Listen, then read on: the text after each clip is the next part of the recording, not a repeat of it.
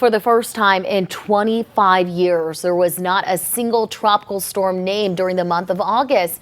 That's despite NOAA forecasting an above average season. So the quiet trend is not expected to last very much longer. And that's where we want to bring in WATE 31 storm tracker meteorologist Carson Meredith, because he has some developments in the tropics. Yeah, brand new development, in fact. Just got an update from the National Hurricane Center about an hour ago. We have a new tropical depression. I'll show you those details in just a second, but let me give you a recap of what we have been tracking this morning.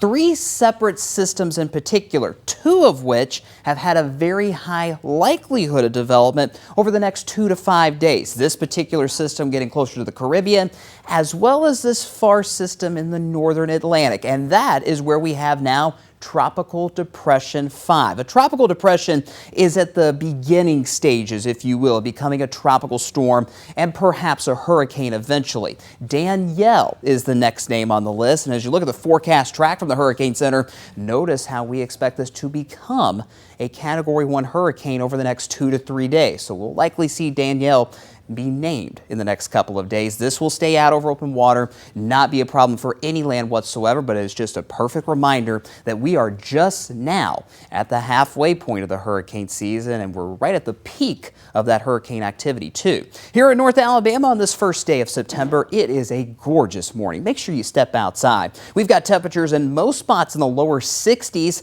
Look at Decatur though, down to 58 degrees right now.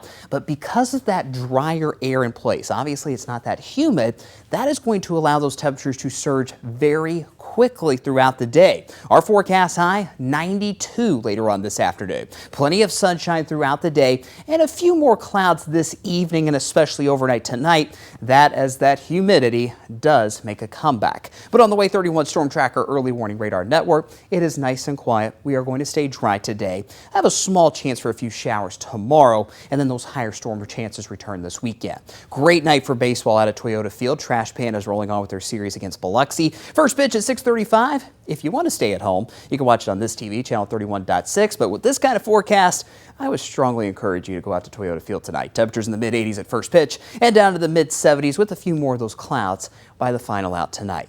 Here's future radar. You see some of those clouds moving into northwest Alabama late this afternoon, overspreading all of North Alabama overnight tonight. Remember, cloud cover at night acts as a blanket, keeps our temperatures warmer. So when you wake up tomorrow morning, we're likely going to be in the upper 60s, maybe low 70s, as opposed to the low 60s this morning. Tomorrow afternoon, that humidity slowly moving back in. We'll have that chance for spotty showers, maybe 1 or 2 rumbles of thunder. Not everybody is going to see rain, and most of this activity will fade away once the sun goes down. So for football games tomorrow night, we'll be in good shape. Can't rule out a stray shower late tomorrow night while we're sleeping, but the better storm chances are unfortunately back for your holiday weekend. Typical summertime storm Saturday, then a soaking rain is on the table Sunday, and that soaking rain may linger into your Monday for the holiday itself. High temperatures kept in the 80s thanks to the clouds and rain, and rainfall totals will vary depending on where you are. The further east you go, northeast Alabama,